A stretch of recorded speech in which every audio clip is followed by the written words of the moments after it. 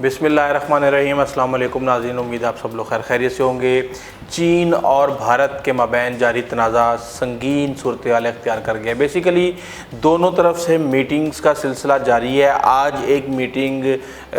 ہو رہی ہے lieutenant general کے لیول پہ، لیکن اس کے اندر کہا یہ جا رہا ہے کہ اس کا کوئی بھی نتیجہ نہیں نکلے گا، کیونکہ ایک ڈیمانڈ جو کہ سامنے آئی تھی اس میں یہ تھا کہ چین نے ڈیمانڈ کی تھی بھارت کو کہ آپ فنگر 4 کے اوپر واپس چلے جائیں، ہم فنگر 6 کے اوپر واپس چلے جاتے ہیں، جو کہ بھارت کو کسی صورت بھی قابل قبول نہیں ہے۔ فی الحال تو وہ یہی کہہ رہے ہیں، لیکن دیکھتے ہیں آنے والے دنوں میں کیا ہوگا۔ لیکن بھارت نے اس حد تک سرحدوں کے اوپر جو ہے نا معاملات گرم کر دیے ہیں، فوجی قافلے رواں دواں ہیں، وہاں پہ جو آبادی ہے ان کو کہہ دیا گیا ہے کہ آپ 60 دن کے لیے اپنی LPG اور دوسری ضروریات کی چیزیں اکٹھی کر لیں۔ تمام سرکاری ادارے اور اسکول وہاں پہ خالی کروا لیے گئے ہیں کہ وہاں پہ فوج وہاں پہ رہائش رکھے گی۔ ایئر فورس کہہ رہی ہے کہ ہم بالکل تیار ہو چکے ہیں اور 8 منٹ کے نوٹس کے اوپر شارٹ نوٹس کے اوپر ہم فوجی طور پہ آرمی کی مدد کے لیے آ سکتے ہیں۔ چین نے 3 ایئرپورٹ اپنے ایکٹیویٹ کر دیے ہیں تبت کے علاقے میں، جہاں پر Su-27 فائٹر جیٹس ریڈی ہیں، جبکہ اس حوالے سے بہت زیادہ بھارت ہرسہ سرائی کر رہا ہے۔ وہ یہ کہہ رہا ہے کہ چین کے جتنے بھی ایئرپورٹس ہیں تبت کے علاقے میں یا لداخ کے علاقے میں، وہ انتہائی ہائی ایلٹیٹیوڈ پہ ہیں، تقریباً 4000 فٹ کی بلندی پہ ہیں، اس لیے اس وجہ سے چین کے جتنے بھی فائٹر جیٹس ہیں ان کی قابلیت ختم ہو جاتی ہے کہ وہ زیادہ سے زیادہ فیول اور ویپنز کا لوڈ لے کے پرواز کر سکیں۔ شاید اس لیے کہا یہ جا رہا ہے کہ چند دن پہلے اسکردو کے اندر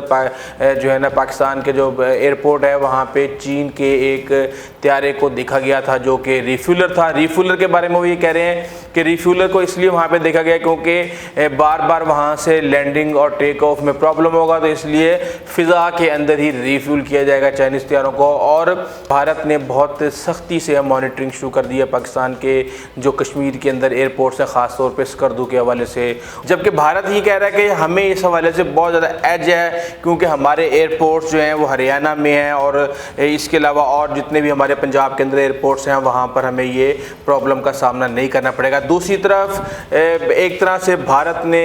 کہتے ہیں نا خزانے کی منہ کھول دیا ہے، دھڑا دھڑ اسلحہ خریدا جا رہا ہے، تقریباً $1 بلین کا صرف اور صرف اسلحہ خریدا جا رہا ہے رشیا سے، جس کے اندر ایئر ڈراپ بمز ہیں، جس میں لینڈ بیس سسٹمز ہیں، ٹینکس ہیں، آرمڈ کیریئرز ہیں جس کے اندر اینٹی ٹینک میزائلز ہیں، اور مین پورٹیبل ایئر ڈیفنس سسٹم ہے۔ جبکہ آپ کو پتہ ہے کہ رافیل کا بھی کہا جاتا ہے کہ 4 رافیل 27 جولائی کو مل رہے ہیں انڈیا کو، کبھی کہا جاتا ہے کہ 6 رافیل مل رہے ہیں۔ آج کی جو خبر ہے اس کے مطابق 27 جولائی کو بھارت کو 5 رافیل طیارے مل جائیں گے جو کہ امبالہ ایئر بیس پر آئیں گے۔ اس حوالے سے کہا جا رہا ہے کہ جی بہت زیادہ امپروو ہو جائے گی ایئر فورس، لیکن یہ وہی ایئر فورس ہے جس کا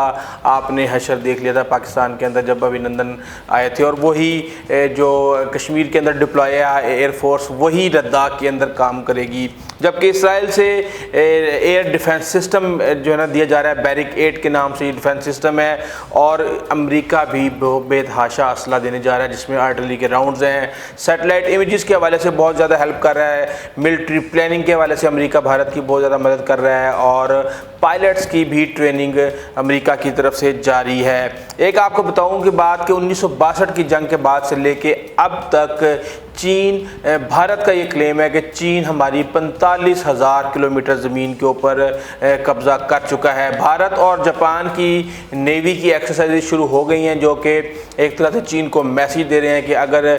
چین نے کچھ کیا تو نیوی جو ہے نا امریکہ کی نیوی، جاپان کی نیوی، آسٹریلیا کی نیوی اور بھارت خود مل کے اس کو یہاں پہ مشکلات کا شکار کریں گے، جبکہ بڑے بڑے دعوے کیے جا رہے ہیں۔ آج کی جو خبر ہے اس میں یہ ہے کہ T-90 بسما میزائل فائرنگ ٹینکس وہاں پہ لداخ کے اندر ڈپلائے کر دیے گئے ہیں، شولڈر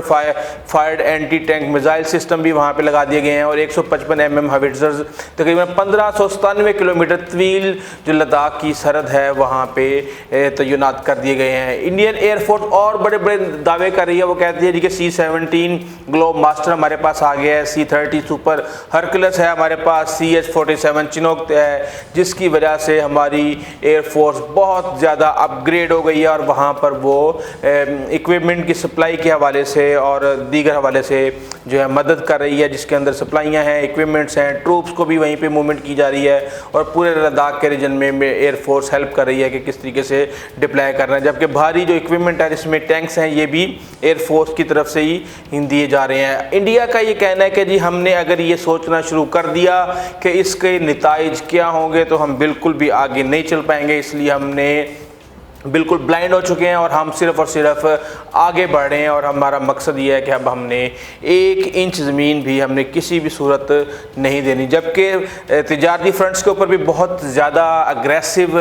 بیہیویئر ہے انڈیا کا چائنا کی طرف۔ تقریباً 57 جو ان کی ایپس تھیں جس کے اندر ٹک ٹاک ہے، وی چیٹ ہے، ہیلو ہے اور دیگر چیٹس ہیں، ان کو بند کر دیا گیا، ان کو بین کر دیا گیا بھارت کے اندر، جس کے تقریباً بھارت کی طرف سے تقریباً میں یہ سمجھتا ہوں کہ 200 ملین جو یوزر تھے ان ایپس کے چائنا کے، جو کہ بالکل اس وقت زیرو پہ آ چکے ہیں۔ بات یہ کر رہے تھے کہ ہم فنگر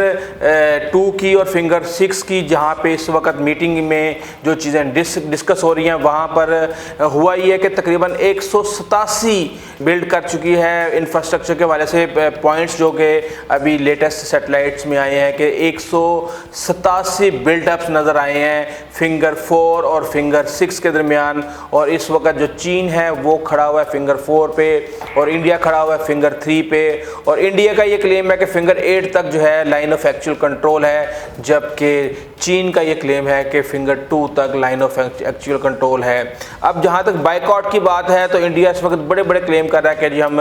بہت ناقابل تلافی نقصان پہنچا دیں گے، ایک بہت بڑا دھچکا ہوگا، اور اصل حقیقت یہ ہے کہ اس وقت برے طریقے سے اگر آپ میڈیسن کی بات کریں تو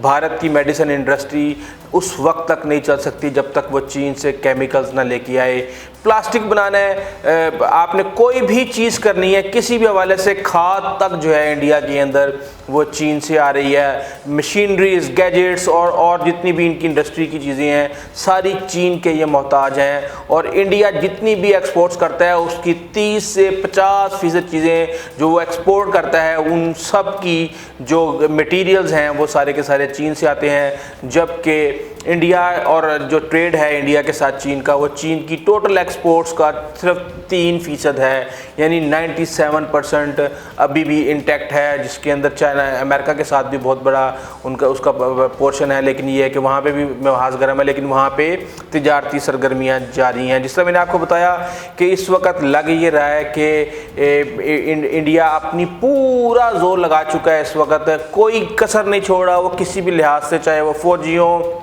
چاہے اسلحہ ہو۔ اگر مارشل آرٹ کی خبر آتی ہے کہ جی انڈینز چائنا نے مارشل آرٹس کے ٹرینر بھیج دیے ہیں، تو یہاں سے خبر آتی ہے کہ جی ہم بھی اپنی آرمی کو مارشل آرٹ کی ٹریننگ دیں گے۔ وہاں کے کاسٹیوم کی خبر آتی ہے یہاں سے بھارت سے بھی آئی تھی، جی ہم بھی اپنے فوجیوں کو کاسٹیومز دے رہے ہیں۔ انہوں نے اس وقت پراپر زور لگا چکے ہیں، اور میرے خیال سے اس وقت جتنا زیادہ ملٹری بلڈ اپ دونوں طرف سے کھڑا ہو چکا ہے، ابھی جنگ نہیں ہوگی، ابھی ویٹ ہوگا اور یہ تقریباً لمبا چلے گا۔ بھارت نے اپنی ملٹری کو 2 ماہ کے لیے 60 دن کے لیے انہوں نے کہا ہے کہ 60 دن آپ یہیں بیٹھیں گے، اس کے بعد دیکھیں گے ہم نے یہاں سے موو کرنا ہے یا نہیں کرنا۔ لیکن میرا جو ایک اندازہ ہے اس میں یہ ہے کہ جب اتنی زیادہ جنگی تیاریاں ہو چکی ہوں تو اس وقت جنگ نہیں ہوتی، جنگ تو ایک دم سے اچانک میں ہوتی ہے، جہاں پہ ایک پارٹی بالکل تیار ہو کے دوسرے کو سوتے میں پکڑ لیتی ہے اور بہت آگے تک نکل جاتی ہے۔ یہ اس وقت صورتحال ہے۔ بہرحال بھارت اور چین کے اس کے اندر اسرائیل اور امریکہ پوری سپورٹ کر رہا ہے بھارت کو، جبکہ چین اپنے جو اتحادی ہیں وہاں سے کوئی اتنی خاص آواز نہیں آ رہی، لیکن انٹرنلی ان کے رابطے ہیں اور چیزیں چل رہی ہیں۔ یہ ساری انفارمیشن ہے، جو بھی لیٹسٹ انفارمیشن آئے گی انشاءاللہ ہم آپ کو اپڈیٹ کریں گے۔ اگر آپ نے ابھی تک ہمارے چینل کو سبسکرائب نہیں کیا تو پلیز سبسکرائب کر لیں، بیل آئیکن کو پریس کر دیں۔ اپنے دوستوں، اپنے خاص خیال رکھیے گا۔ آئندہ تک اجازت دیجیے، اللہ حافظ۔